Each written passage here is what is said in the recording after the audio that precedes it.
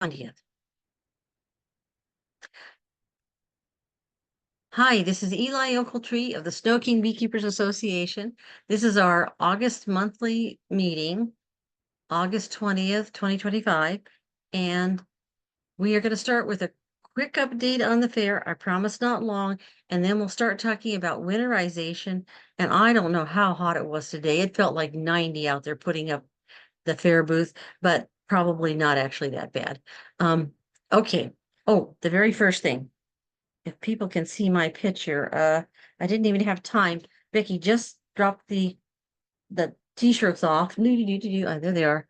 Okay, wonderful logo.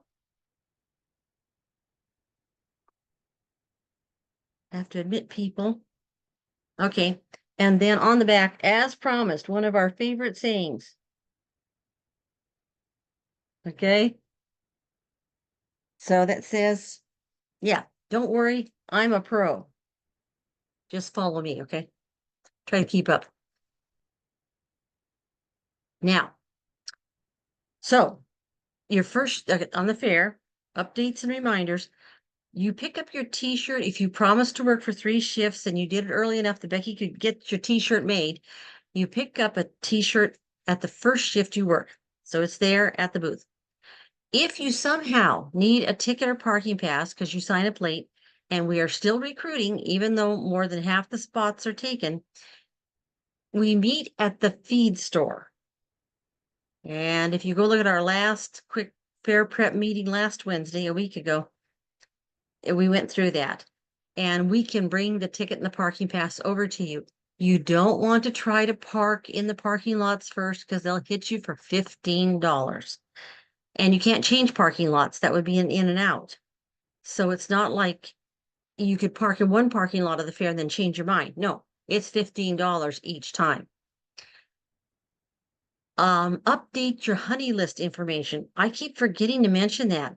On our homepage, if you go to snokingbeekeepers.org, you will find up, it's a little bit down on the homepage. It says local honey, and we list people, our members, who are selling honey, wax, maybe a hive hosting or hive consulting services, whatever you want to sell that's beekeeping related, your service, your product. We need you to update that because we print it out and put it on the table at the fair. We get constantly asked, don't you sell honey? Don't you sell honey? We are an agricultural display booth. We cannot sell anything. But we can tell everyone, and if your QR code is there and you take orders through your website, that's great. We have added to the volunteer prizes. I mentioned I think most of the additions are in the newsletter. There are still shifts available, particularly the evening shift, the 4:30 to 8:30, which actually can be a really nice shift. If you sign up and you're the only person signing up, don't worry, you won't be left alone. If you look at the whole schedule, you'll notice that I haven't signed up yet. I'm the floater, the fill-in. So I will come in. If no one else does, I won't leave anybody alone. It's no fun. And we've got a lot of shifts that we have 3 or 4 people for. And I think almost all of them have 2. So here's the website. It's in the newsletter. I keep putting it up everywhere. Go ahead and sign up. You can still sign up. Yeah, it's late to sign up for a t-shirt, but you still have a lot of fun and you'll have chances to draw for the prizes. Every shift you work as a volunteer gives you 1 chance. Now, some people, they're working, yeah, I have people signed up for 10 shifts. So, they got 10 chances, but it's an awfully good chance of winning something, especially this year. And I've got that on the next page. And we ended up with a sponsor, which wasn't planned. Guardian Bee Apparel has donated prizes for we can use them for anything. So we're using them for the volunteer shift drawing, some of them, and other items that we can sell at 25% off to members at the WASBA conference. We can't sell anything at agricultural display at the fair, But at the WASBA conference, we can sell. And if people wanted to buy them members before then, we'd be happy to, once we get the list, I have to get the list together.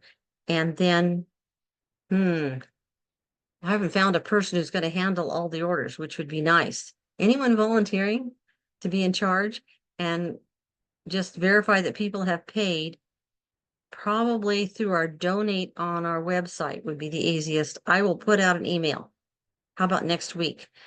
A fair update and how to buy the items if you are interested at 25% off, assuming that you didn't win what you wanted in the drawing. Because in the drawing, we had quite a number of items. So we went ahead and put in the grand prizes. Ooh, okay, full bee suit. And if you know Guardian Bee Apparel, they are the top of the line. You have to go look at the website. Go to Guardian Bee Apparel and look. And they are just, they sell the top of the line, the veils that zip so that they flop down forward, and you can get a drink of water, arrange your hair, arrange your respirator when you do an OAV, whatever it is. You can actually open your veil without totally unzipping, just one zipper. And then the second prize, I guess you could call it the second prize. You can pick whichever one if you're the first person drawn. One jacket with the zip-on veil and with trousers. I think there's only 2 sizes that we actually have both of those in, but a jacket with veil, we have a number of sizes for that and a number of sizes for the full bee suit too. Those are pretty good values, aren't they? Especially if you just earn them because you're a volunteer. And then we have more regular prizes. Even if you have 10 or 11 chances to win and your name keeps getting drawn, you can only get one grand prize, and then you're going to have to settle for regular prizes. We have 5 gorgeous, huge canning quart jar size honey from Melanie. I don't know if she's on tonight, who's right down the road from me. So it's almost malt bee apiary honey. It's that close. And I'd say they're worth like $40. This is your whole 32 ounces. Wow. And she gave us 5 of them. We have beginner manuals that are print edition that we have to buy a certain number of certificates. We have about 8 of those available. And a lot of people took beginner way back and they would like to have the new manual in print. Great, we've got it. Apprentice, we actually have about 5 of those too. That again, people may have taken it. Oh, good heavens. I took apprentice 10 years ago. So for me, for example, that's quite an update to get one of those print manuals. We can give those away as a regular prize. And about 7 baseball style caps that are not actually sold by Guardian. They're a promotional thing and they're kind of cute. Oh, I didn't bring one in. I should have brought one in. And then we may have more things yet because we do sometimes just keep getting things. So I promised, let's see, any questions about the fair before I go on? I think that was the main things I had to say was that we have these prizes. Oh, and we will be displaying the Guardian bee suits on mannequins. Looks a little odd, but if they're going to give us this much, we're going to help promote their product. And it is a good product. Expensive, but a good product. Something to hint for Christmas or birthdays, etc. So winterization is a big topic. Are there any questions at all on the fair? There's the whole newsletter. We keep talking about it. And those of you who aren't part of SnoKing, you're not members, I'm sorry. It's really, really big deal for us, the fair. It's our big social event of the year. No questions? Okay. And Wade arranged the donation of the Guardian Bee apparel. Thank you, Wade, who just logged on. And we went through and quickly explained it. Okay. And I will have pictures out probably in a extra newsletter next week. And is there anything in the chat? Oh, schedule of events at the booth. Not really. We are going to do presentations about noon to 4, and we could use a little stage area, and we could do extraction, talk about varroa treatments, the parts of a hive. Sometimes people just stand there and say, ask a beekeeper, see if you can stump the beekeeper. That's usually what we do. And we have like the honey extraction, we have all the different types of decappers and spin extractor and such like that. So we don't really have a schedule of events as such. Oh, and how to light a smoker. And actually, Mike Gephardy is opening a lot of mornings, and he loves to do the smoker demo. He really gets into it, and he will discuss all the types of fuel in the smoker. So, not really a schedule of events, but fun.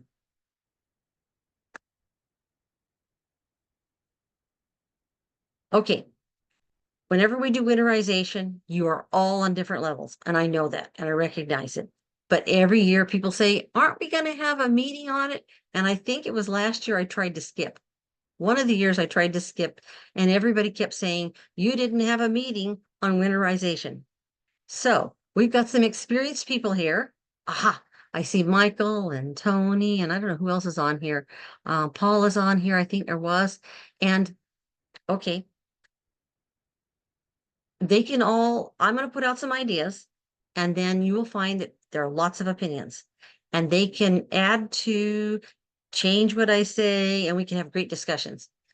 But I like to start with, I know some of you are very experienced, and all you want to do is have a little bit of a reassurance that you're on the right track and we're all doing this together. So, quick reminders and overview for experienced beekeepers and for mentors, people who are helping other people get through their first winter. Treat for varroa and verify by counting. And some things that people forget. If you're going to use a mouse guard, it goes on before freezing weather. You don't wait till the mice have moved into a winter home and it's your beehive. You put the metal mouse guard on first, fixed in place with screws or nails or staples, however you put that guard on the entrance before it gets cold. Straps and cinder blocks won't deter bears, but they do kind of help with raccoons, especially if you strap both ways. But I wouldn't bet on it with bears. And if you strap to your hive stand and it's cinder blocks, then that might help. Last year, and we've had 2 falls now that were warm and sunny in a row, and somehow the bees didn't do as well. There was also a cold dip, but there were a lot of different factors. And the most often reported overwinter failure is your bees make it through, but they don't quite make it the rest of the way. And I'm blaming part of it on the queen has too few bees left to really get the brood nest going in February or March. The varroa treatment, I'm just checking. Let me check real quickly. I want to make sure I didn't forget anybody. Because I've got that stupid waiting room. Okay, I think everybody's in. That varroa treatment, did you do it too late or not enough and decide you didn't want to kill 300 bees? And so you didn't really do the alcohol wash, you didn't really check. And did your bees that didn't make it as a whole colony through the winter in enough numbers to help support that queen in getting that brood nest going in the spring, were they damaged as larvae because they were parasitized by the varroa, or as adults by all the viruses that the varroa vector? So that's something to think about when you're making those decisions about, oh, I don't feel like getting up early to OAV or staying up late to OAV, because if I do it early or late, I will get the best dosing of my hive because I'll fumigate the most bees. They'll all be inside. Okay, maybe that'll motivate you. Having an insulation or ventilation plan. And I tell people winterize in 3 stages, do things gradually. And when it comes to insulating, you put your top insulation on, and then maybe you reduce the entrance and the maybe you get rid of your top entrance if you don't believe in top ventilation during the winter. I don't personally, for example. I use the method called the condensing hive. Other people, they want to make sure that there is ventilation up there at the top. And then they wrap and so on.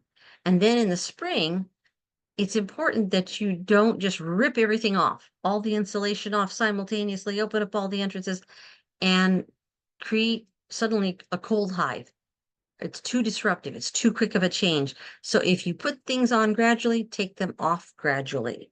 And I'll come back to that in what I consider the 3 stages of winterization. And people are talking a lot about moisture and humidity. And I'm going to make the point that it's the condensation dripping on a cluster of bees that are in winter cluster and huddling to stay warm. That's the problem, not the humidity inside the hive. And that's a good one to get controversy going. There are people who are convinced that humidity is a problem, and I say no. But condensation is a big problem.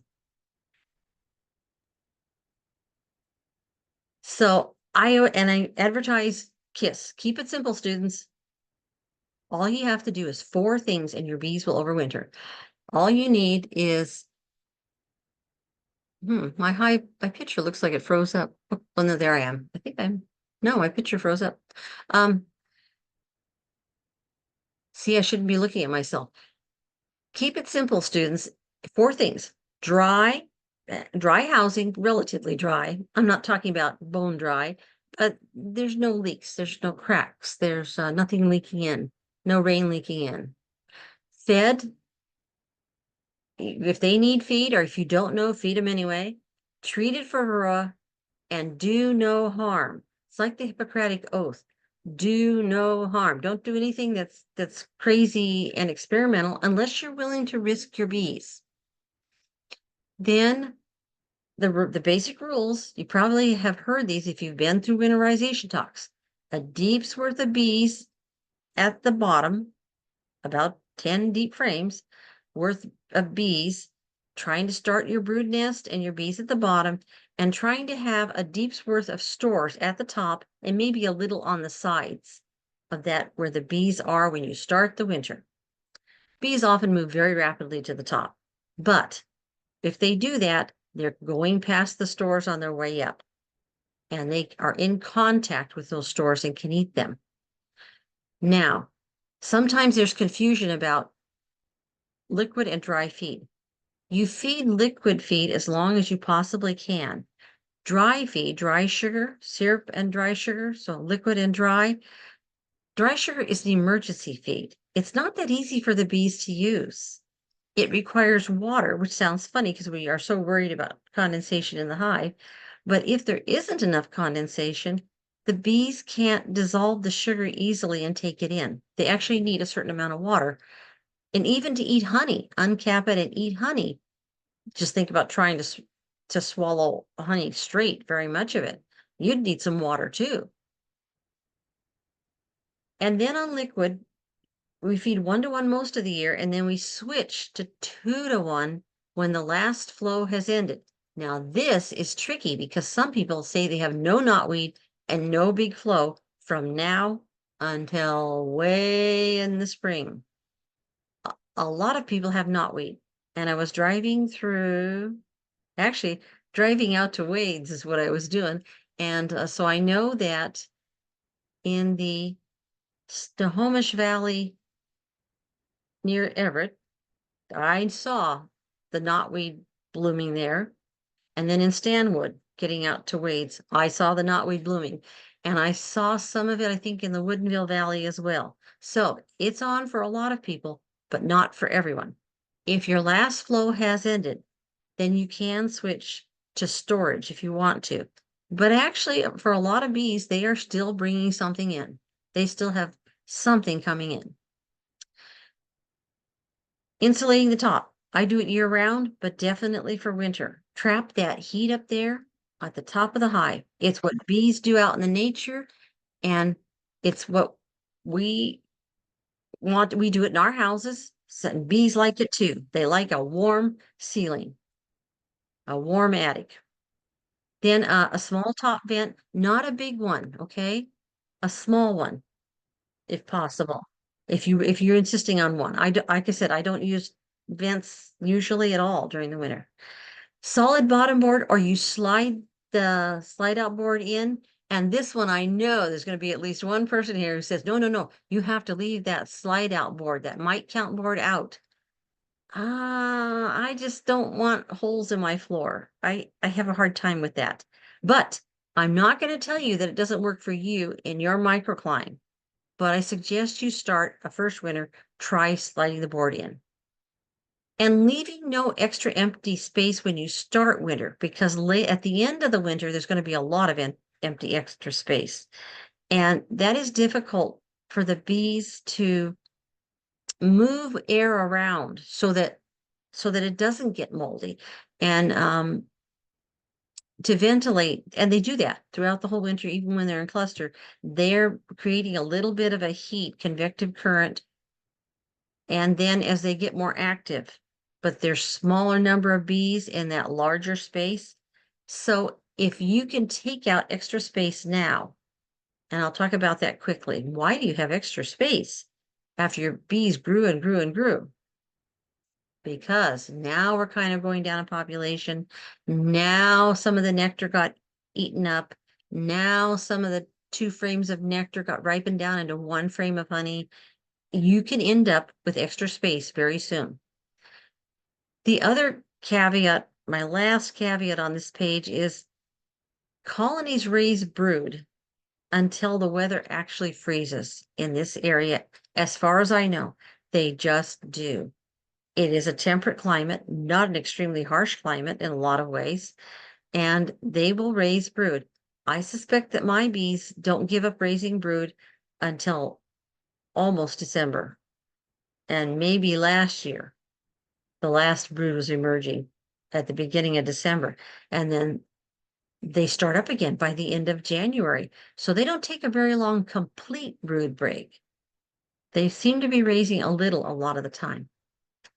Okay, I went through that once. That's kind of the big overview. Now, I'll try to go through it in the order of the steps you're taking. This is your beekeeping management fall in late August, September. Varroa. Last monthly meeting was on Varroa. I think I go back to that and check it again. You have to test and decide to treat. And Varroa populations, no matter how you treated earlier or tested earlier and got 0, 0, 0, suddenly there's Varroa in your hives now. It is one of those mysteries of beekeeping. And if you don't, that's great. If you verify with alcohol wash and a couple of times and you're sure there's no Varroa, then you don't have to treat. But it doesn't seem to happen at this time of the year. The knotweed flow, that determines whether you are going to continue to feed 1-to-1 or you're going to switch to 2-to-1.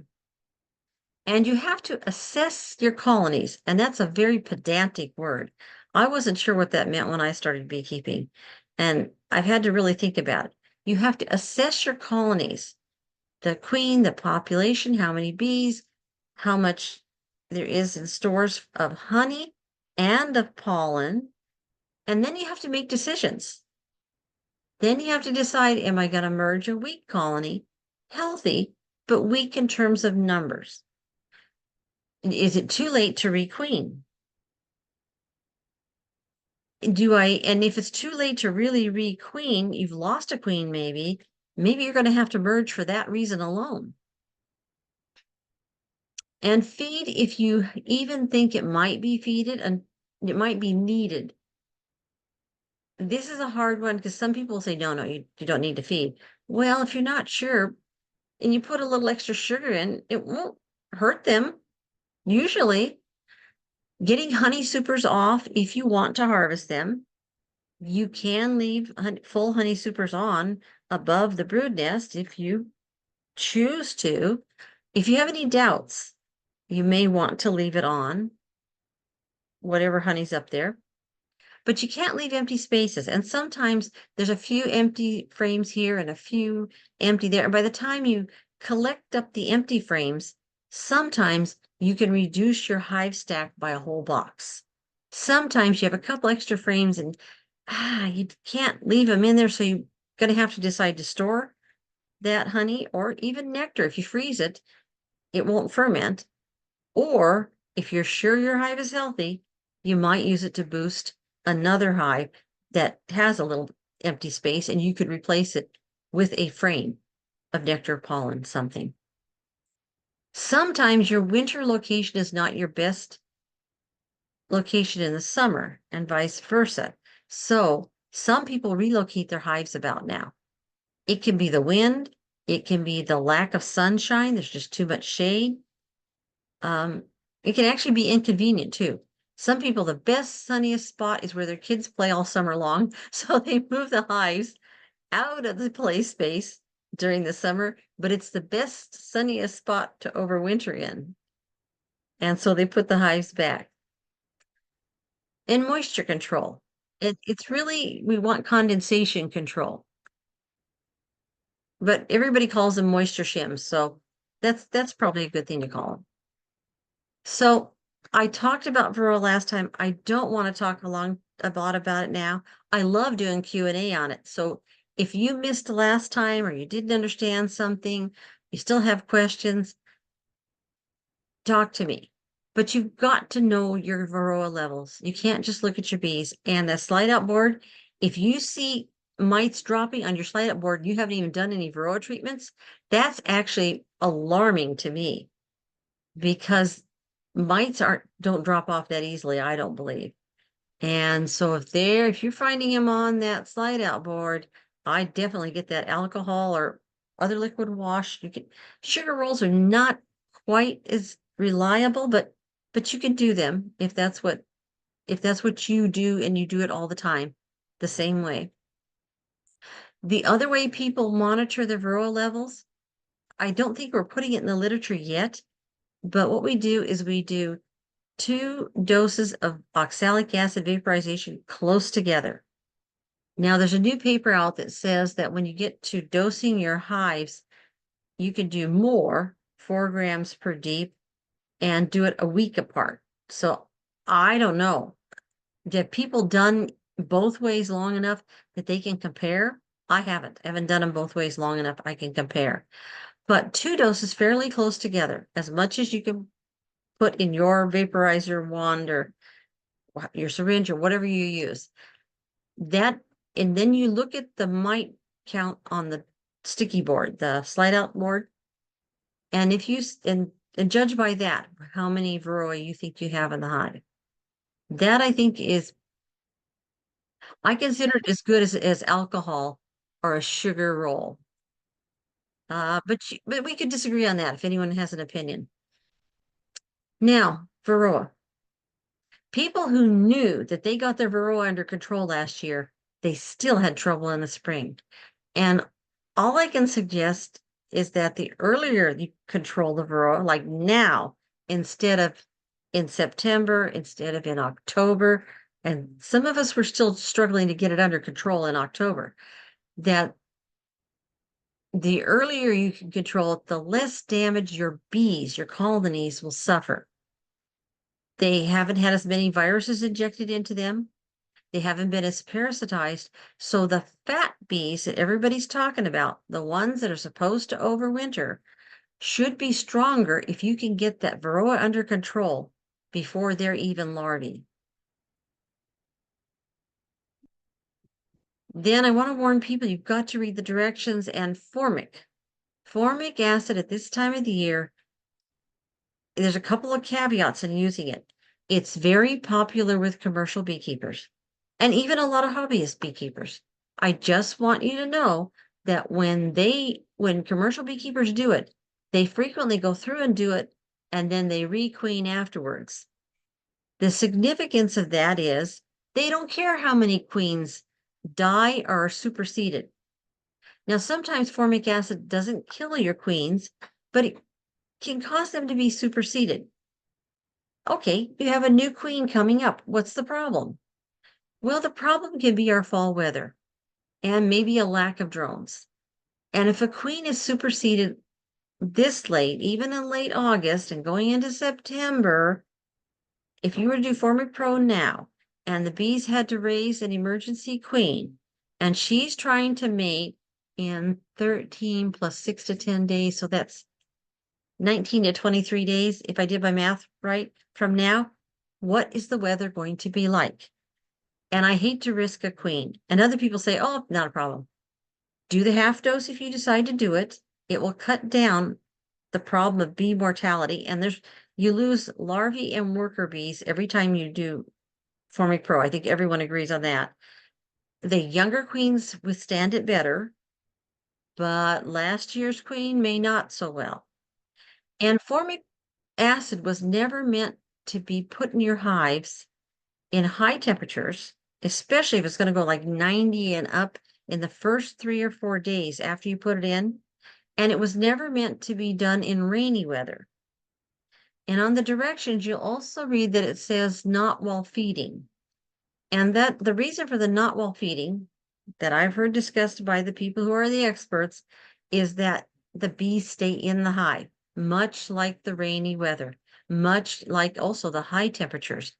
Bees aren't crazy. They're not going to go out and fly when it's getting that hot. They'll wait a little bit. They like high temperatures, but flying, they might do more flying early in the day and later in the day. And I think it's the last thing I say on Varroa, is we have a new Varroa treatment out, the Varoxan, the slow release oxalic acid. Everybody heard so much about Randy Oliver and the Swedish sponge method, mixing the oxalic acid powder and glycerin and water together and soaking, saturating various types of substrates like Swedish sponge. One thing I noticed just in the apiary, and numerous people did this, when we were putting in Varoxan, because we're trying it out, people wanted to stagger the strips. And the way we stagger Formic Pro, Apivar Life, the little tablet that you break into pieces, Hop Guard, almost everything we put in, we stagger throughout the brood nest. Well, this one's weird because Varoxan says put it in a straight line going from through the center of the brood nest side to side, not the length of the hive, but side to side. And nobody wants to do this. It's just not natural. And I was thinking about it, and I think I know why it's supposed to be put that way. And I now understand it. So on the left here, there's 4 strips being put in a 10 frame deep. And then over on the side, there's 2 being put in a Western, and they had to kind of cover more than 1 frame with each strip to make sure the ends didn't hang down too far in a Western, too far down below. But I was trying to figure out why they did it in a straight line. You're putting these strips in for extended release. And extended release is going to go like 50 some days, I think. And then you're supposed to take the strips out. Well, the brood is most likely to stay in the center of the box. And that is probably the best place you could put the Varoxan, is as close to the center as you can. Also, if you do go into the hive while you've got the Varoxan in there and the brood has moved, the directions say move the strips with the brood. It actually does say that for a number of other things too. So read the directions and then try to figure out why they want you to do it the way you do it so that you get the best results and your bees are that much healthier with that much fewer mite predation. So last meeting, we went through all these. These are your options. Reading clockwise, starting in the upper left, Formic Pro, Varoxan, ApiGuard, the gel, Life Var, the little wafers you break apart, Bioxyl, which is the official beekeeping form of oxalic acid, and then HopGuard. Those are your options. I hope you've picked one. And vaporizers, if anybody wants to talk about vaporizers later, sometimes it's a favorite topic. I don't really use the wand much anymore. The upper right one actually works better than the lower right one, which has something called a glow plug on it and draws a lot of current. And it needs a stronger battery than the one on the upper right. I have the upper left, well, the malt bee apiary now has the upper left, the $500 Viroxan, and I think that middle one is the lower, the $250 or so, Laura Bees one. What did I say? Viroxan? Laura Bees is the name of the brand of the $500. As a matter of fact, it's written right on there. You can kind of read it. And then of the other one, there are cheaper ones. The bottom left, I tried, and that one kind of works corded. I have a corded version of that that worked after I sent it in once for repair. Basically, I haven't found the knockoffs were worth the time and trouble. Now, went through Varroa. Now we say assess your hives. And if you're like most beginners, it's like when they tell you to inspect your hive and your eyes kind of glaze over and you walk out and you say, well, the hive's there. It's still there. It's standing. Okay, that's an inspection, right? No. Okay, so when you come out to the malt bee apiary or when you get mentored or even watching videos, assessing a hive. Well, first there's inspection. And the top part of this sheet that I like to use, and a lot of beekeepers have made up one of these. This is the one that I made up. You just start out real easy. I want you to read the left column, okay? And the date, and then you have to name the hive. I name my hives for the queen. Houdini, that I'd never find. Mother, the one I always take brood out of. Like that.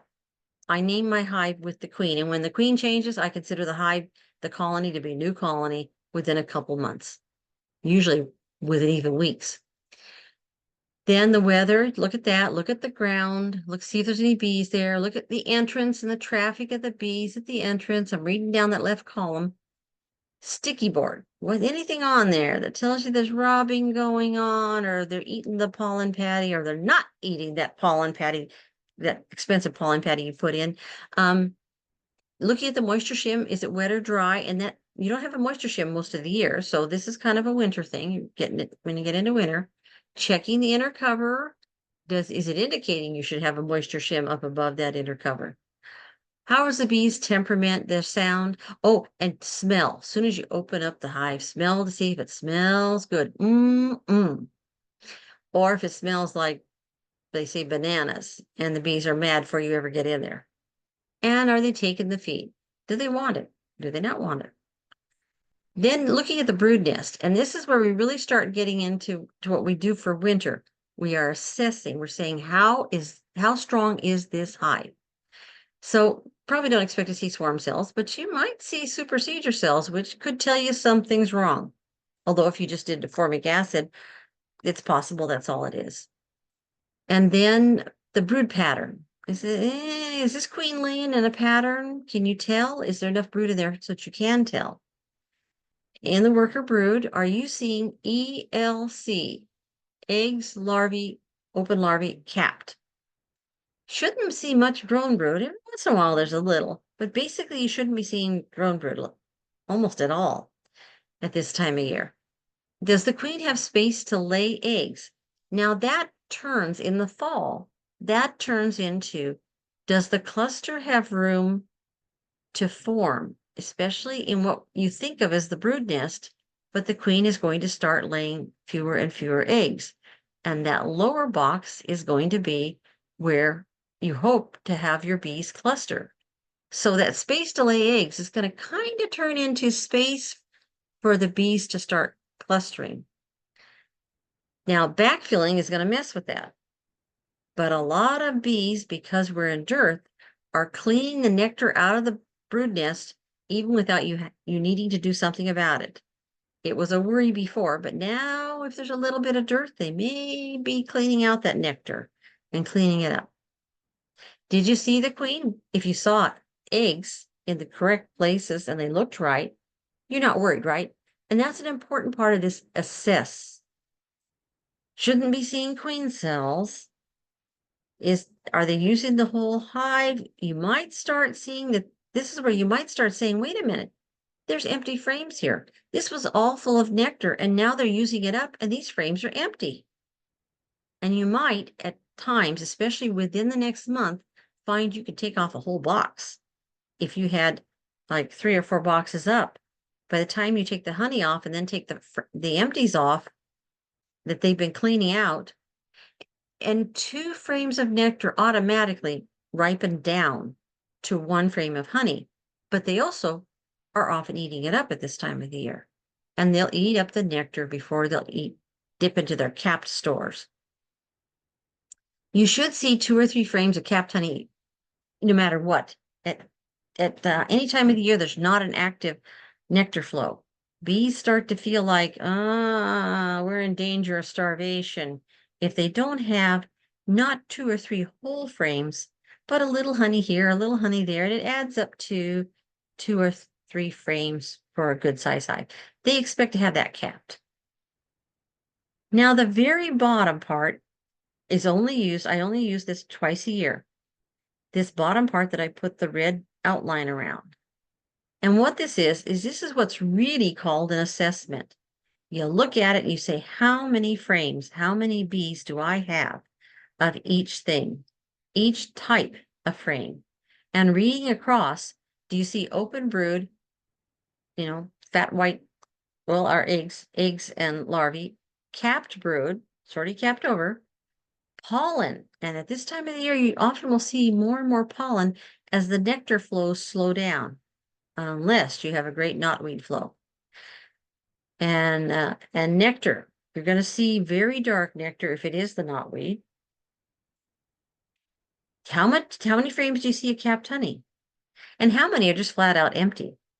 And this is what, if you aren't doing it yet because you're still in knotweed flow, still have a fair amount of brood, we might have an extended warm sunny fall. You will be doing this soon. So be thinking along these lines. Could I take out the empty frames? Or, can I get rid of maybe a whole box and get down to 2 deeps or 3 westerns high? I hope that makes sense. And that's the way I think it. So that's the way I wrote it out. And anyone's welcome to this form who would like a copy of it. So what I said, kind of to recap it, assessing your hives, you're going in, you're looking at the queen, laying pattern, ELC, eggs, larvae, capped brood. Total population of bees, too. How many bees are there? Is it a strong hive?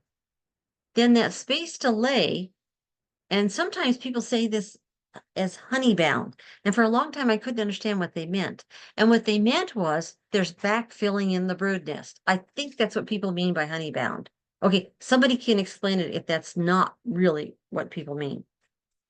And that space to lay in the brood nest actually ends up being space for the cluster to occupy those empty brood cells and to form.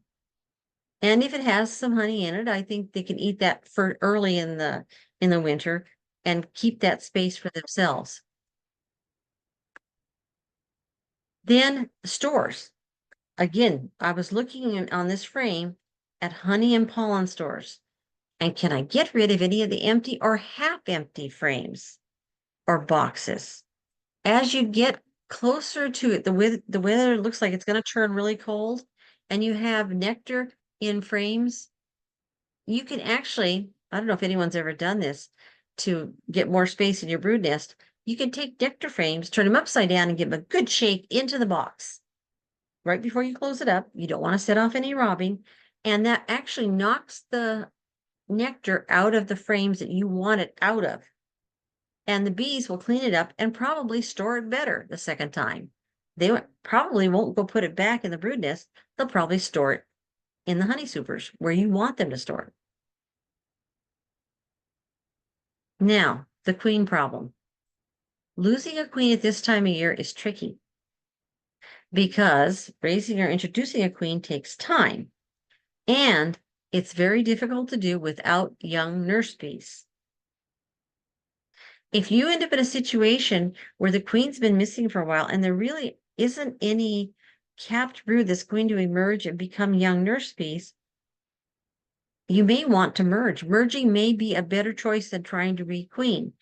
And if you need to be thinking this through, this is out of Larry Connor's, I think it might be his Queen Queen's book. He wrote a number of paperback books on swarm control, swarm essentials, queen essentials, like that. He wrote a bunch of books.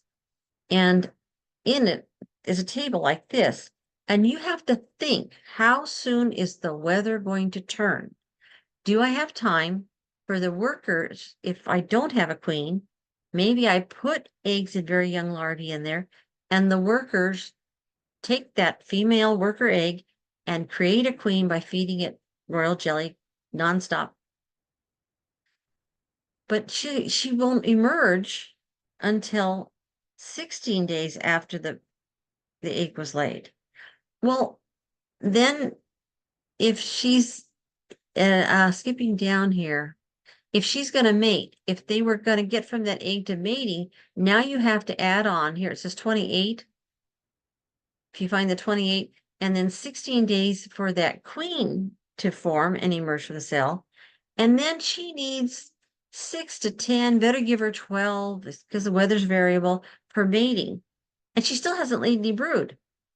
How many weeks do you have before the weather changes? And in this climate, I honestly don't know. You have to take your best guess. So this chart is an interesting chart to look at. Happy to send it to anybody. And of course, it's in the recording here. A queen calendar sometimes helps people calculate this out too. Do you have enough time? If you don't, maybe it's time to merge if the hive missing a queen is healthy. Feeding. Okay, that's the queen problem. You have to face that, make decisions. Now you have to make decisions about stores. You looked at them. You saw how much honey and how much pollen and how much nectar that might get eaten up and never turned into honey. Now, when do you switch to 2 to 1? And I'm saying when you figure there's no more honey flow and the weather's going to turn. Then when do you switch to dry feed? And this is a matter of controversy. I switch to dry feed when they can't take the 2 to 1. And that is because it gets too cold at night. And the best I've heard, I may be misquoting Michael Duncan, but I think he was the one that said when it drops to 40 at night, they can't take the feed anymore. Forget what it is during the daytime. If the hive during that long fall night, getting longer and longer, if the ambient temperature is 40, they can't, there's no way they're going to be able to get that thick syrup out. So you're going to have to go to dry feed if you still think you need to feed. And pollen patties, I just put a little bit of pollen patty in, and if they take it, fine, and if they don't, fine. And unfortunately, I am the Queen Workshop hive, so I'm always doing young colonies. If you put pollen patties in, you might just put a little bit. I wouldn't waste a whole one, especially in the fall when there's so much pollen already. The answer to all three of the above really is it depends. And part of it is, what is your goal?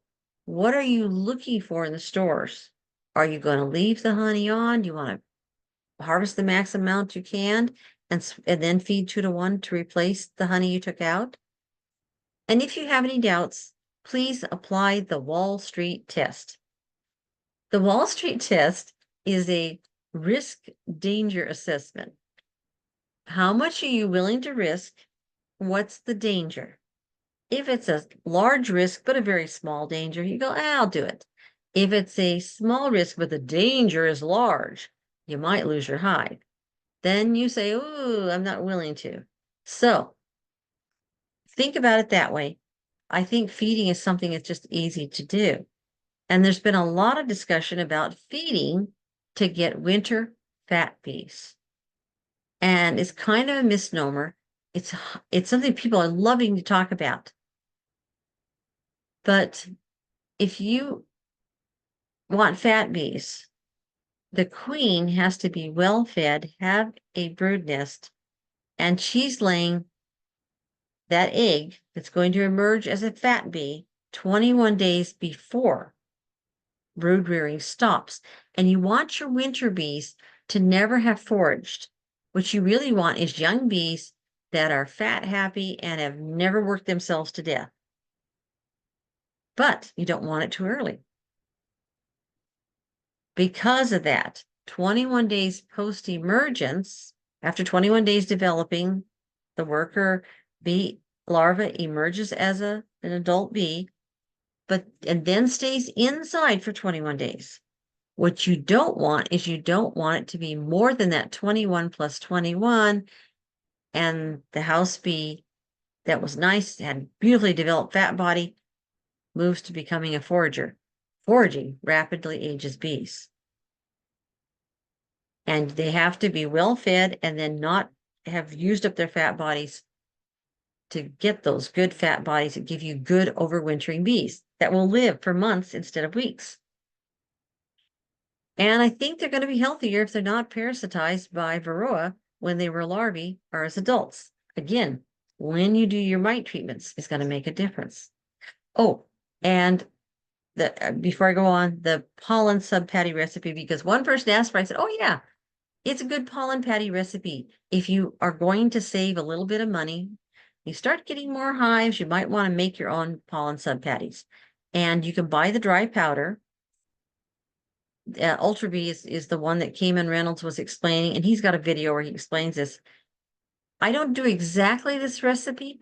I substitute 2 to 1 syrup for the sugar and water. It's really close. And then I mix it's a Knox type gelatin powder with dry sugar first. And if you do that, it makes sure that it will dissolve and won't lump up. If you are making your own pollen patties, you need the gelatin and the oil.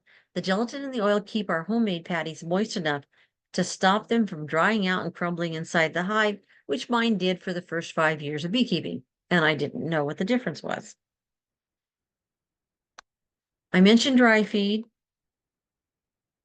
and dry feed is emergency feed. So most of you should not be feeding it this early. I know there's differences of opinion, but pretty much if you do put dry feed in this early and the temperatures are high enough, the foragers will take it out of the hive as trash. They don't want it. It's in their way, and they will actually remove it from the hive. It's funny. You might think they're eating it, but if you have a slide out board, you can see it falling on the slide out board. You won't see that they're taking it out and throwing it away out of the hive because they're going to take it far enough away from the hive. It's trash. If you do dry feed, either dry sugar or pollen sub patties. It's really for when the temperatures are too low for the foragers to fly, and about 50 degrees, it starts getting difficult. 50 degrees outside the hive. It's not intended to really replace honey stores. So if you took all the honey off, you should be feeding 2 to 1 and trying to get it replaced. Honey has it has thermal stability, insulating properties for the hive as a whole, and it's more digestible. It's natural for bees to eat, whereas dry sugar is not really natural. So you need to, when you're putting dry feed in, you're getting close to the coldest part of the winter. You place it as close to the clusters as you can. That's why you often see these pictures where the sugar's on parchment paper on top of the brood frames. And then pollen patty should actually be put there too. You lay it just under. I prefer not above the heat ceiling, just under is where I would put it. Heat ceiling, your inner cover, the bottom of your Vivaldi board. Sometimes you call this kind of board a candy board with a solid heat trapping surface that you're going to put right above the feed, unless it's right in there and it's right above the brood that's sitting almost directly on the brood frames. Just bee space. If you put the granulated sugar, oh, and when we say dry, that means granulated sugar, sugar blocks, even fondant that's moldable, even pollen sub patties that are moldable, we still call that all dry. It has to touch the brood frames, not cover them completely, but it has to be that close because the reason you're putting it in is for the worst of winter. That's when you want it to be right where the cluster won't have to move very far at all. The outer bees will hardly have to move at all to go get it and come back to the nice warm cluster. And on the left, it doesn't show you, but I would expect some kind of a shim if you're doing a spacer. I think I've got a picture of an emery shim later. something, and then the heat sealing, the inner cover back on, or something like this solid floor candy board. How much you're going to end up feeding your bees? How much storage or feed do the bees need? You get this wonderful beekeeper answer. The more experienced the beekeeper, the more you're likely to hear, it depends. It starts with the paradox of bees use more stores in a warm winter than in a cold one. And I'll show you in a bit why that's true. It has to do with their activity levels. Some colonies are going to need more stores because they raise more brood during winter. You may think you know what your bees did last year, and that's my strain. Well, if your queen changed, your genetics changed. So it may change from year to year. And there's always in the back of your head the cost. And I put 70 cents a pound for sugar. Yeah, that's pretty accurate, I think now. But the same sugar that you could be selling for $1.50 an ounce, if it was nicely packaged, you may have to make a financial decision there, even though you are told that banked honey is the best spring feed you could possibly do. Right there in the hive, in the spring, and the best feed for bees. Now, can we forecast whether we're going to have a warm or a cold winter? What do you think? Now, I put this up because here's 3 methods of forecasting, and they're all equally invalid. I think, the bands on the little teddy bear caterpillars, how wide this band is, the Farmer's Almanac, whether your cat is resting with its paws tucked in or paws out. I've heard that one to predict a cold winter. And then the weather worm. And if you're not familiar with the weather worm, it's a craft little kids do. They braid up some yarn and they put this little notice on it. And the notice says, it's silly weather worm. Can you read it? It says, hang me outside. If I'm wet, you know it's raining. If I'm white, you know it's snowing. If I'm moving, you know it's windy. And actually, sometimes weather forecasting is like that. So, how do you really know how much to put in? And I talked about a warm and a cold winter. What's the difference? The graph on the left, it talks about, if you read the y-axis, it says colony metabolic rate. That means how much honey are they consuming? So I think of that as how fast are they gobbling down their honey and pollen stores? Okay. Then on the bottom, it gives you the ambient temperature in Celsius, which luckily for those of us who don't really do Celsius, over to the right, the red oval on that graph relates to the red oval on the other graph. 5 to 10. So I circled 5 degrees Celsius. And that translates into 41 degrees Fahrenheit. That's not that cold. That is actually the lowest stores utilization by a hive is at when they're comfortably cold and they're huddling together. So 40, even a little higher, they're not trying to fight the extreme cold, they're huddling. Now I have this note down below. Center of the cluster must be kept at the queen. Present must be kept at 68 to 70 degrees Fahrenheit.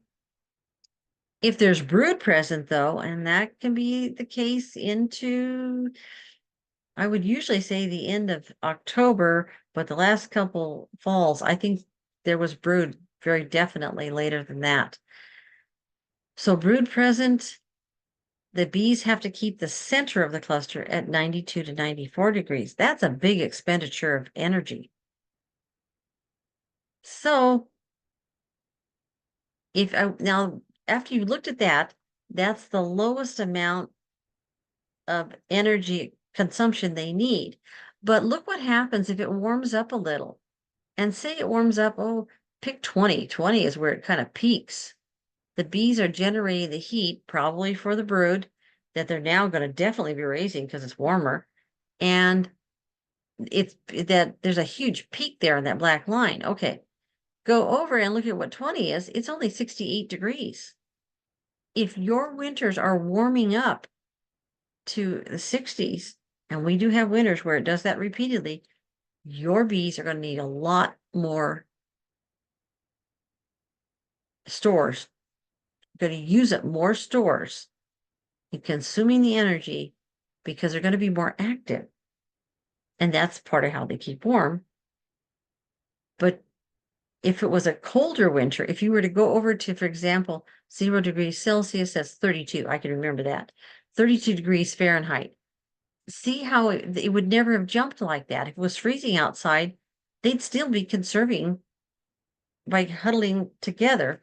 They would actually be using less honey per bee to make it through the winter. And here it is again, showing it to you, trying to think like a bee. And you're in this cluster, this purple, red, yellow, black cluster. And if you look at that, the black is where the brood would be if there is any. If not, the queen will be toward the center. And there's layers of bees all working together to keep the center warm and to keep themselves warm as well, too.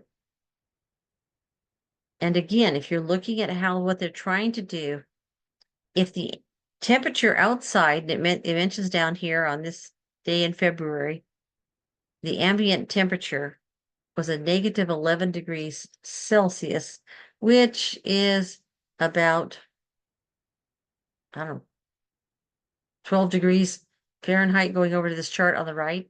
So that's pretty low temperature.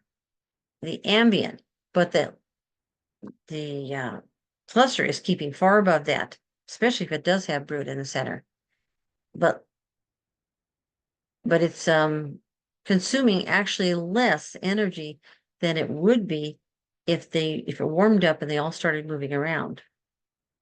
This seems kind of counterintuitive, which is why I'm showing you graphs and talking about it. But a warm winter is tricky, and a winter that keeps warming up tricks the bees too, and tricks the beekeeper, I think. Some temperatures to keep in mind. These are tropical insects.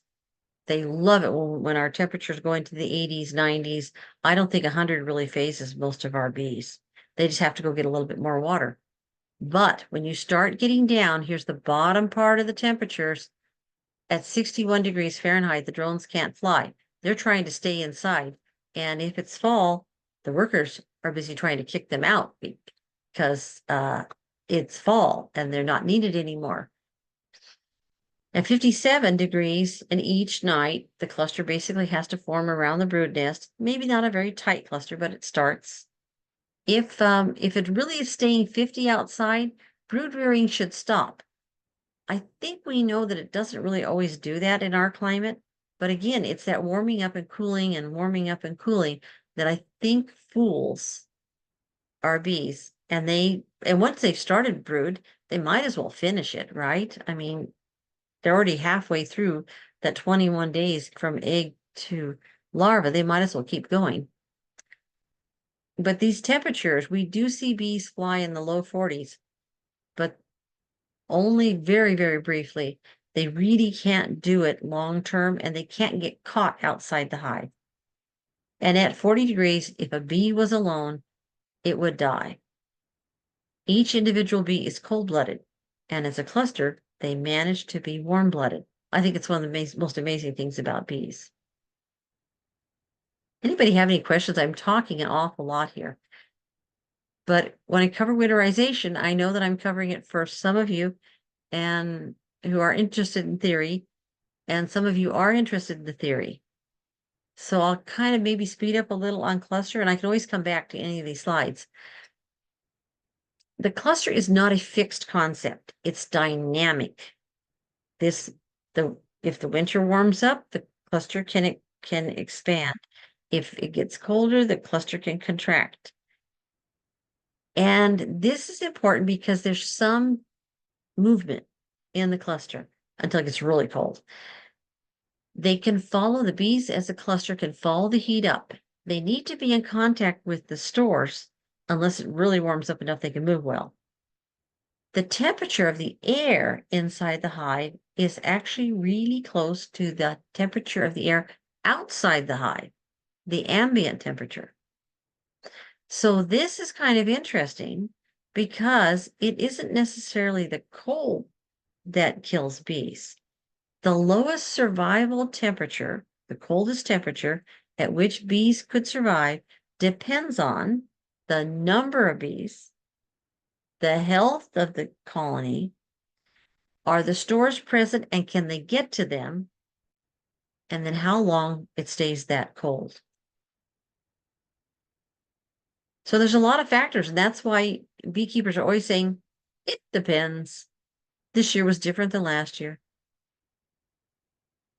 So relaxing a little because it's kind of intensive talking about clusters and temperatures and all that. I know it's a lot of theory. Removing the empty space. If you are trying to think about it and saying, why would there be empty space? Expect empty space because they overwintered, hopefully in like 2 deeps if you've overwintered. If not, hopefully you'll manage to have 2 deeps worth of wax drawn out and bees and stores, and you'll have that strength just in sheer numbers and good health and good nutrition to take you into the spring with those 2 boxes. But now one of them's probably pretty well empty. That's why you don't want to start out with too many empties in the fall, is the bees are going to eat up the stores. There's going to be fewer bees that make it through the winter. And so there's going to be a lot of empty space in there. Then going into the summer, they're going to fill that box, the second box back up again. And then you add extra space for them, right? And maybe you do equalizing or splits or whatever. And so you're adding on all these boxes, but then you need to start taking them off for the fall. So this is just a nice visual of what you do without even thinking consciously about it. And so you should expect to have empties pretty soon. I'm going to skip to the Varroa treatments chart. Happy to send it to you. It was in the last monthly meeting. Oh, and just that more bees are going to be able to stay warmer more easily. If you think about it, surface area to volume ratio. And this may be too complex, but if the bees, I suppose the sphere is probably the best way to view your bees. A small sphere of bees, look at it. There's so few that are in the center that can really get heated. And on the outside, they're very vulnerable. But if you have a larger sphere, you can get a lot more bees toward the center. And percentage-wise, proportion-wise, there's fewer bees on the outside. Even though the bees are actually between the frames and they kind of look like the slices of this ball here. They're in the combs, between the combs. And actually, when they heat the combs to help heat themselves. This is kind of a repetition slide, so I think I'll skip this one because I'm talking so long and I would rather get to other people's opinions and questions and such. Anybody got it in the chat? Oh, is it normal for the queen to stop laying this time of year? Oh boy, that one's a hot topic. Since that came up and we did talk about the queen. Some bee subspecies detect dearth as the start of winter. If you let your queen stop laying now, and I was talking about that 21 days till bees emerge, another 21 days, if they stay inside, they will go into winter and be fat bees. Well, we're not sure exactly when winter's going to start. So it's hard to say if it's normal, but you probably don't want your queen to completely stop laying at this time of year, unless you're an experienced beekeeper and it's part of your strategy of saving money by not feeding your bees. A lot of people say, I'd rather feed them some 1-to-1 now and just keep them laying a little bit so that whatever happens with the weather, there will be some brood that could be the winter bees when that final moment of the bees can no longer forage. They can't go outside. And whatever bees haven't yet foraged are going to be the winter bees. That may not sound like a good answer, but we didn't used to have as much of a problem with queens who stopped laying completely at this time of year. It's happening more, I think. Okay, somebody else can chime in on this too, but I think it's because we are getting so many carniolans, Caucasian bees and such, maybe the Russians, and they don't simply raise brood all year round to raise brood all year round, the way the good old Italians that I started with 10 years ago did. And it's a bit of a problem because we don't know when our winter's going to start. And for some of those bees in higher elevations, to them, dearth is the oncoming, the first signal that winter is coming. It is part of the highlands onset of winter. So humidity and condensation, when you're talking about these with people, make sure you're using the same words. Humidity is not condensation. Bees control humidity. They take in water, they give off water vapor, they're dehydrating the honey and trying to get the water out of that, which increases the humidity. Bees love humidity, they're tropical insects. You as a beekeeper control condensation. Where does that humidity, if it forms drops, drip? And when I say bees like humidity, they need humidity. Picture those fat, white, glistening larvae that you've been looking for in your hive inspections all along. They need 50 to 80% humidity all the time that there's brood in the hive. So our bees don't have brood in the hive only for a very short period of the year. It's not humidity that's our problem, that we're fighting with the moisture shims and the insulation and tilting our hives from lifting the back so that any condensation would roll forward and down the front wall and out of the front entrance. It's not humidity, it's condensation that we can control. And this is the stack that a lot of people have troubles trying to figure out what goes on top of what, especially the first year or two. Where am I supposed to put the feed, for example? Feed goes under the moisture absorbency, which is under the insulation, which is under the outer cover. So looking at those layers, I hope that helps.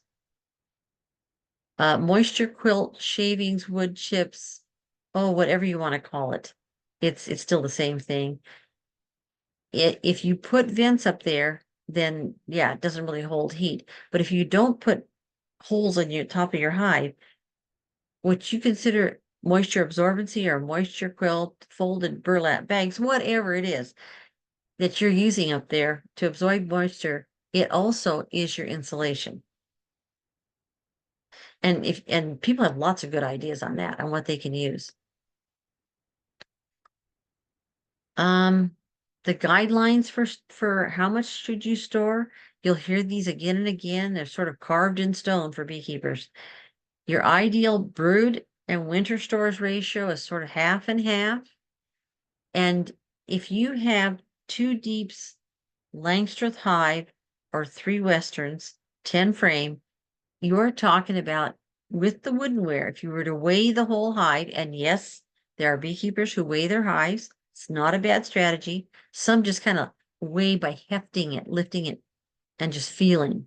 And sometimes by having several hives and lifting them, and one is super light, that one may have a problem and may need some help, some assistance being checked. But the weight of 2 10-frame deeps with bees, brood, pollen, honey should be about 100 to 120 pounds, including the woodenware. And sort of half and half. 8 frames, you'll need a little, maybe a little bit more. 8 frame deeps or 10 frame westerns or 3 10-frame western. I think that would come out the same.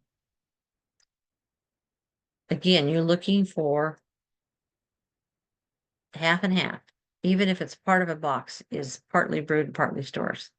Top bars a little bit tricky, and if you want to talk about top bars and horizontal hives, I can make a couple of statements about them. Horizontal Langstroth is what I really know. Langstroth long. Top bar is really tricky because it was never intended for the temperate zone. But there are ways to do it. People assure me that they have successfully done it, and it makes sense. And if you're not sure, the first year recommendation is it would be better to have excess stores in the spring than have a dead out. Think of risking all those bees. It's a risk danger thing. Do you really want to take a chance on losing the whole colony? And can you leave the honey on? Consider having a spring honey harvest. That's actually kind of fun. Nobody else is using the club extractor at that time of year. Let me tell you, rarely, every once in a while, someone is extracting in the spring. So I think I'm really close to the end of my talk, and I sort of sum it up by talking about my 3 stages. Everybody ready for that? Everybody's still awake. But I look at it as a gradual thing. Before the temperatures really drop far, I try to get the number of boxes down and those empty frames out, and maybe shake some of that nectar if they've just got way too much that they've never capped. Maybe shake it back in and force them to reorganize it and cap it. Telescoping lids, I believe in those. Peaked roof, especially on top bars and on Langstroth longs. Not a migratory cover. If you don't know what one is, that's great. If you have one, it's really not recommended in our constant drippy wet climate, but there's some ways to work around it if you do have migratory lids. Top insulation, highly recommended. The liquid feeder inside and underneath the top covers, maybe with another empty box surrounding it. And straps and weighted lids, you may need those, the winds pick up. And robbing screens or mouse guards. So the yellow jackets are flying quite often, long after the bees are shutting down. And this is going to be stage 1 now, but it's going to be stage 3. You're going to reverse these stages in the spring. Oops, sorry there. Stage 2, when it starts to freeze at night. That's when people get serious about the condensation and raise the back of the hive an inch if they have a solid bottom board, or even to make condensation, if it formed on the underside of the inner cover or the telescoping lid, it would roll toward the front of the hive, down the front wall of the hive, and out the entrance, hopefully. I put the mite count board all the way in, or you have maybe bottom boards instead. And when it's freezing, it's definitely below 40 at night. Take that liquid feed out. If you're going to put dry feed on, put it right directly on the tops of the brood frames or in a shim, either right under, preferably, or right above the heat ceiling, the inner cover or the bottom of your candy board or Vivaldi board. And then above that, the moisture quilt boxes. So you're already switching to dry feed and pollen patties. If you are going to use top venting, I recommend a very small one with that moisture quilt box underneath it, because when you do that, you actually create moisture. Most top venting does create moisture in the hive, create condensation and dripping. It actually backfires for most people, but some people totally believe in it. And I'm the or no top vent with top insulation and maybe even wrap. And stage 3 is that last, when it's really, the temperatures have definitely dropped down, the bees have accepted it's winter, then you wrap with the smallest entrance opening you can do to help protect your hive from being robbed out, bothered by yellow jackets or other bees. Kind of checking the chat to see if I missed anything. Outside insulation, see, that's the wrap. I do that in the last stage. Yeah, no brood and empty brood frames. Yeah, we can talk about that in the question answers. Is that really acceptable this early? Because if you have no brood, that means your winter bees have already emerged. In 21 days, they're going to be going out to forage.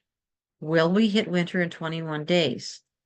And that's the tricky thing about timing when your bees shut down their brood. And if they are just shutting down because there's no nectar flow, it can be worthwhile to give them a little weak syrup, a little 1-to-1, and see if you can get them to raise some brood now. And then again, I could be wrong. Winter could come right after Labor Day, and I have seen it start to pour rain in this area right after Labor Day.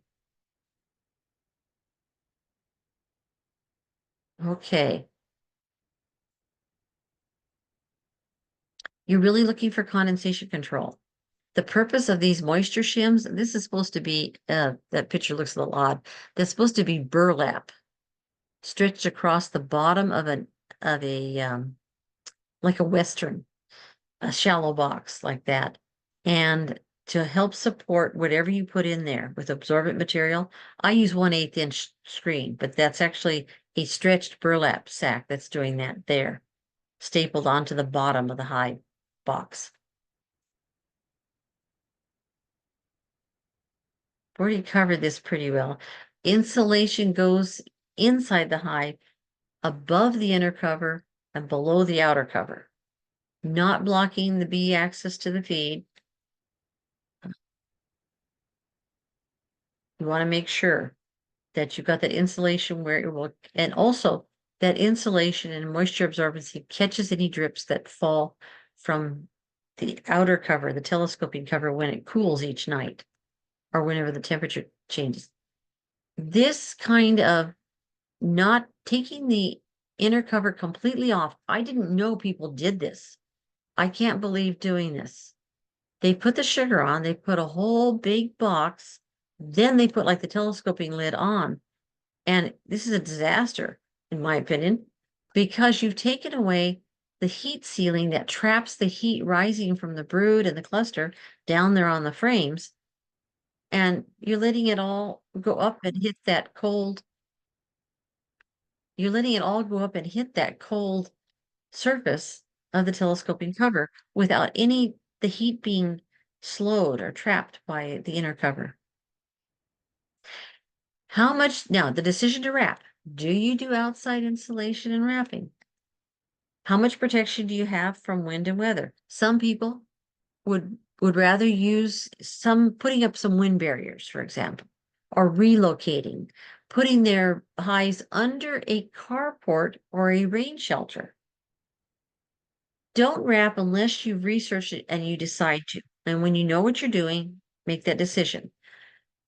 It should be done with a telescoping lid. Migratory might backfire on you.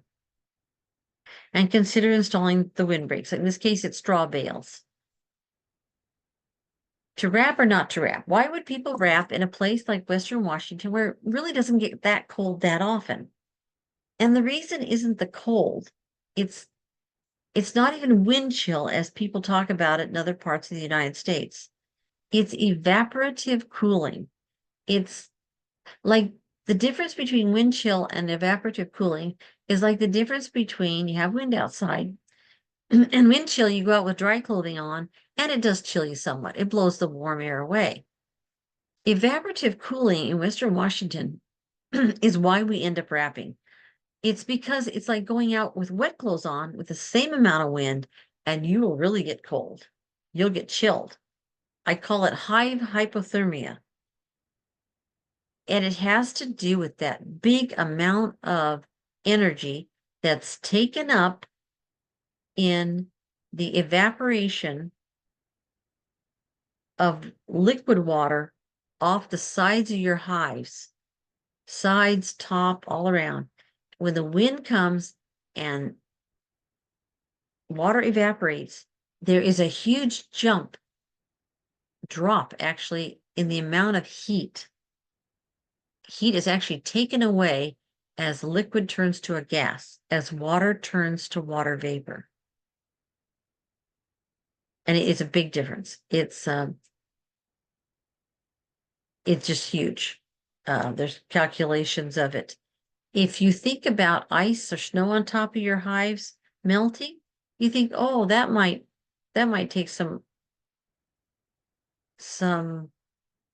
heat away from the hive. Nothing like the change from liquid to vapor when the wind blows past your hives.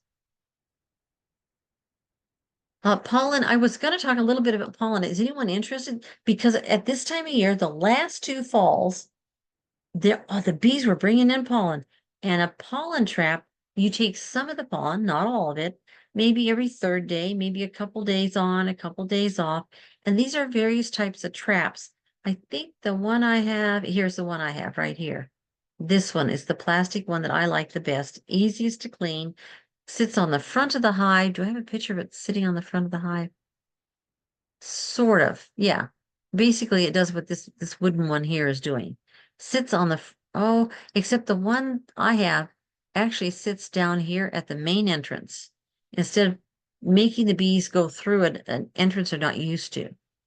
So if anyone wants to talk about trapping pollen, I don't want to talk too long, but it's a good time of the year to be trapping if we end up with another extended, dry, sunny fall. And you just get it a little at a time, put it in the teeny little small size Ziplocs. They call them snack size Ziplocs. And you can freeze them right away, or you could dry them first if you'd like to.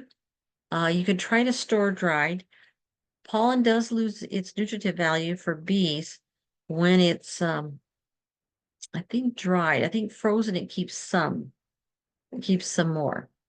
Fresh pollen, bees prefer fresh pollen always. So feeding, I think I talked enough about that. I may be running out of slides that I got through.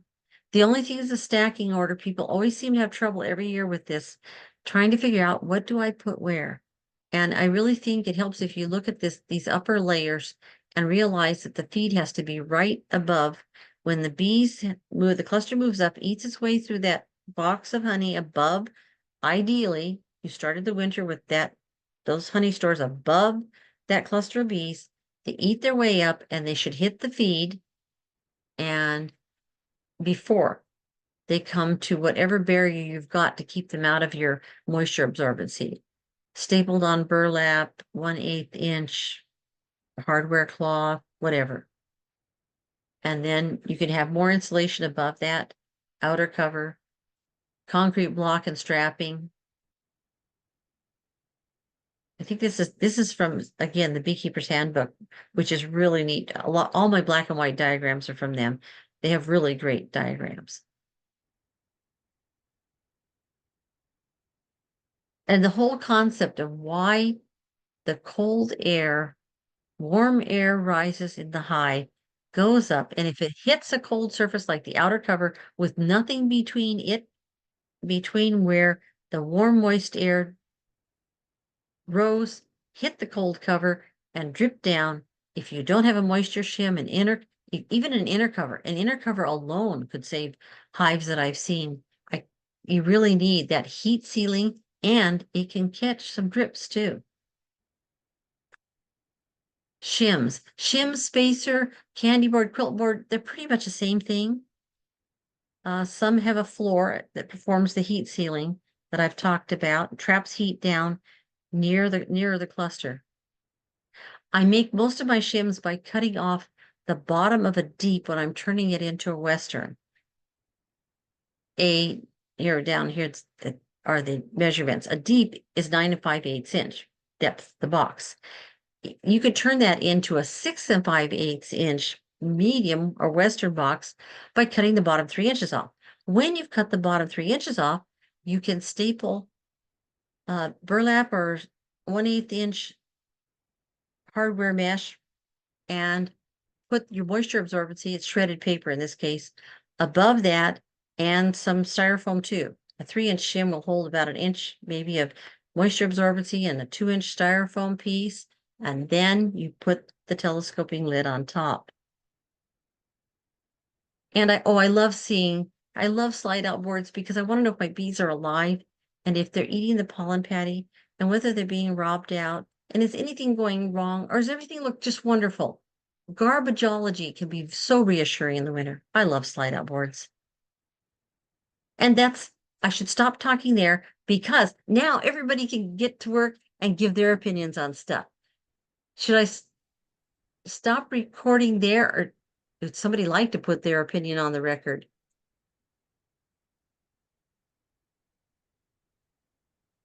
I was going to read through the questions on chat for you, Eli, if you, Okay. Yeah, I was trying to cover some of them, but I know I didn't get them all. right. Okay.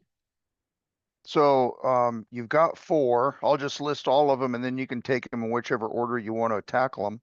Well, you can Steve, tackle them too, Michael. yeah, well, Steve Howard, was asking about providing, water for the bees. Do we need to provide water in our area? Darius asked about mold inside the hives. Mike Anderson asked about queens stopping laying this time of year.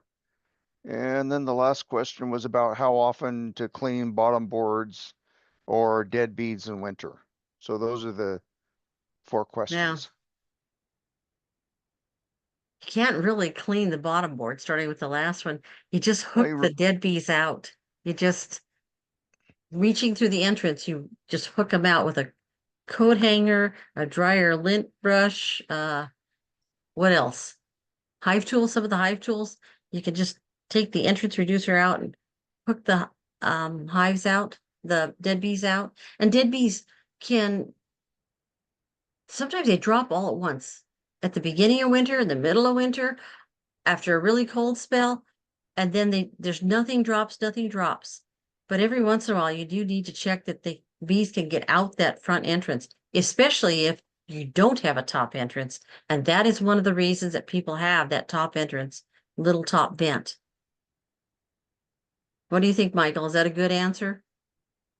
Yeah, I would say no less than once a month. I mean, Yeah, um, just don't forget. yeah, no more than once a month. At least do it once a month, if not every couple of weeks. Hmm. Let's see here. Mike Anderson has a queen that stopped laying this time of year. Is it normal? Hmm. Yeah, Depends what do you on the think?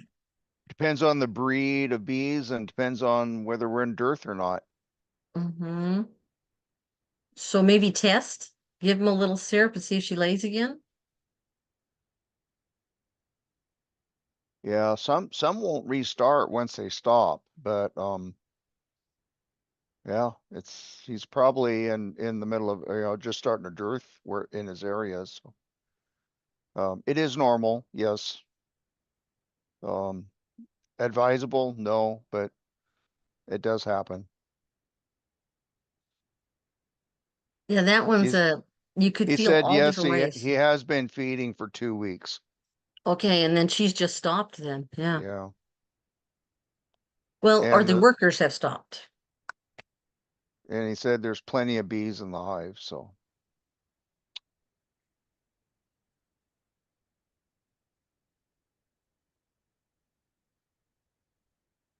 Mold inside the hive. See, I just don't get mold if I don't have upper vents and I have my system. Everybody has a system.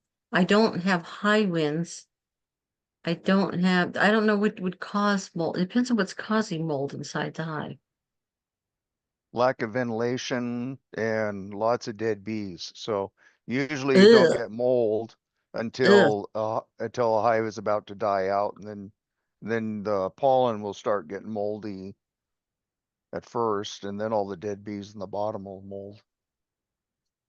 If you have a bad ventilation system, sometimes those two outer frames, like 1 and 10, if you had those Hmm. get moldy and Yeah. nothing else really does, it's not good, but they can survive that. Yeah, all the dead bees piling up on the bottom makes the grossest mess. Um, yeah, that's moldy and awful. But sometimes when people are talking about mold, they're talking about black mold, that your wood in the hive will turn black. I've never worried about that. But remember, there was a big thing about people living in houses that had gotten damp and people turned on the heat and the black mold bloomed. But I don't think bees have a problem with a little bit of blackness on the inside of their hive.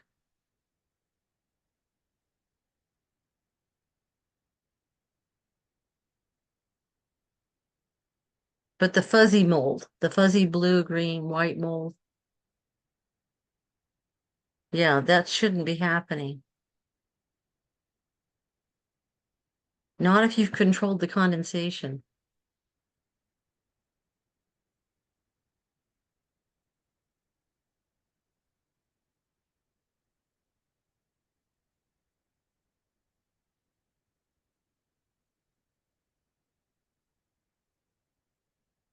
So Michael, you've always considered it normal for queens to quit laying and accept that they may not, are some of your bees doing that?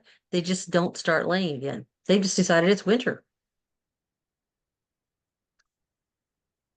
I've seen it pretty regular. I wouldn't say all of my bees, but I do see it occasionally. Um, it's a combination, of honey flow or nectar flow and temperature and daylight hours. So it's sort of like chickens stop laying eggs if they don't have enough hours of daylight to keep laying and then some types of bees, and I don't have those notes in front of me. I want to say possibly Caucasian, maybe Carniolan, that once they stop, they have a harder time restarting than what, say Italians would to start laying again. So that's where you don't want to have them go into a dearth because once they stop, they generally won't restart.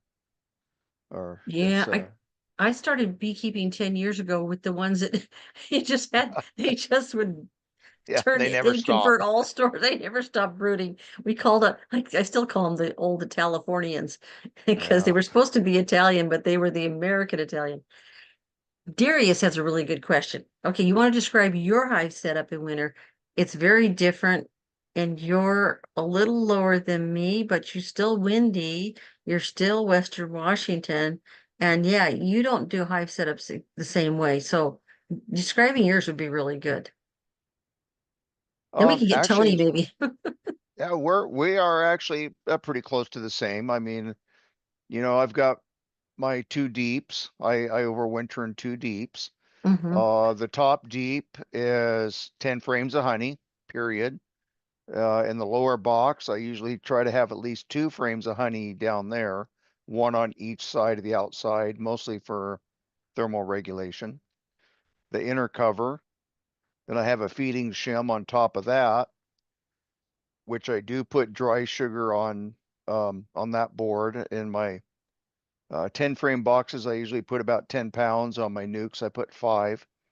I do put a piece of a very coarse coffee sack burlap over the top of that sugar, and the bees can still come up through the hole, feed on the sugar underneath the burlap, but the burlap helps absorb some of the extra moisture condensation that may come down from the quilt box up above. Then my quilt box, and I use the white animal bedding shavings in mine. And once a month, I'll check it, stir it. And if it's really saturated, I'll dump it out and replace it. But otherwise, no, it's just what Eli outlined. You got to have some kind of insulation on top. But you don't wrap, do you? No. Okay, see, and I do. The wind around here and also I'm not really top venting. I like the option. I like having the notch in the inner cover, and I could open that if I want to. I usually tape it over if it's there. But generally speaking, it just works better for me not. And when you're doing that, and you got 2 inches of insulation up above, then wrapping around with reflectors is not excessive. The condensation still forms on the sides, and it seems to work pretty well. I'm not sure I need it. I didn't do it and I overwintered before, but just with the constant wind. It's not a terrible wind. Somebody said, that's not windy, that's just a breeze. Yeah, but it never lets up. Now I haven't fed dry feed, and this year would have been my 5th year, but for 4 years straight, I didn't use any dry feed at all.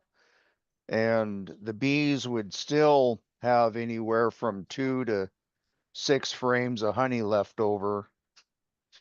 Yeah, Princess is waving. Oh, Okay, I'm okay. talking. So, Hi. yeah. So I would Mhm. always have 2 to 4, 2 to 6 frames of honey left over. Last year I had some health issues, so I went ahead and I wasn't able to get into the hives and assess their honey stores and strength. So I just automatically put dry feed on everybody. And in the spring, only maybe 2 or 3 hives accessed it. Well, all of them were just kind of just touching it, but only a couple of them actually really needed it. And the rest left most of the honey that was in there alone. So they basically chimneyed straight up through the middle, ignoring the honey on the sides to go up and eat the sugar. And Jeff Perky, I was at, here, the master beekeeper, I'm asking, well, geez, why did they do that? And Jeff, being a new guy, he says, well, thermal regulation. He said they wanted all the insulation on the outside of the hives, and they just went up and took the easy stuff on top so they could keep the sides insulated. And so it was like, well, duh, that makes sense. So I ended up with, out of 8 hives, I have 10 deep boxes of capped honey that was left over from that I had in the hives over winter, which I still have to finish spinning out. I've still got 6 boxes to spin. Yeah, I guess wrapping the reflectix around, just making the sides a little bit warmer, they might go out to the side a little bit more. Possibly. I guess thinking about it, maybe that is part of why I do it now that I've been doing it a while. I don't think I have had any mold issues on like, number 1 and number 10, the outer walls turning into getting molded. I don't think I've had any since I started doing that. And then Steve Howard's question about water. Does anybody feed water to the bees in the winter? Because they have the condensation inside the hive, I've always relied on that. And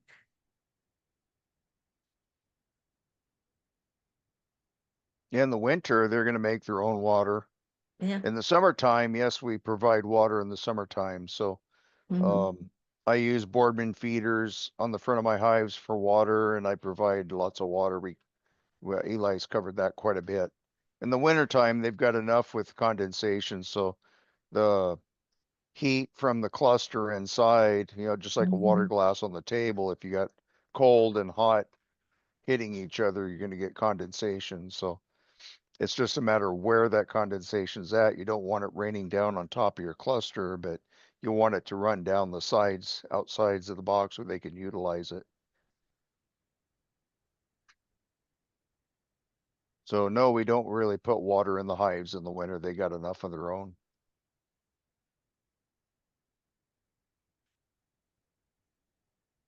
Yeah, winter was my question, so thanks. Yeah, no, we don't put any in there. They've got it. Our humidity is so high here, there's plenty of moisture, and again, plenty of condensation. I wonder if on the other side of the mountains, when they get really cold, dry for long periods, but then it would freeze if it was really cold. So, Hmm. I mean, if you tried to do a board feeder, for example, Right. No, we can't even do it here. The jars will break. yeah, it would You know, if be, it yeah, freezes and then the jars break, and yeah, that would be. so soon as we get our first frost, I'm emptying all the jars out that are on the boardmans. I leave them on there, but I just empty them all out. So there's nothing to freeze in there.